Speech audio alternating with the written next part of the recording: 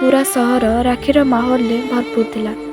सबु भौणी ता भाई हाथ में राखी बांधियापाई उत्कंठित थिले। हेले गोटे कोणरे स्टेशन गोटे बेंच उपरे मीरा बसथिला। हाथ में राखीर थाली एवं ता आखि खोजुए स्टेशन प्रत्येक मनीष भितर। हेले कहीं आसंतीनि। मीरा सब वर्ष राखी पूर्णिमार ता भाई अजयर अपेक्षा कर रही था। ता भाई सैनिक थिला। छोट बेलू अजय एवं तार संपर्क बहुत घनिष्ठ थिला। सब वर्ष से छुट्टी नहीं आसे एवं मीरा हाथरू राखी बांधे। किंतु पूर्व वर्ष खबर आसला कि कारगिल युद्ध अजय कुमार शहीद होती।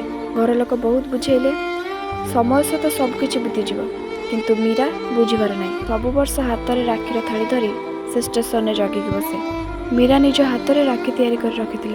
स्टेशन में से खोला पवन रे मीरा कहला, भाई तू जोठी भी था तू मो हाथरू राखी बांधिकी सब बेले मत मन पकाउथा। एति कही मीरार आखिर लुह चली आसला।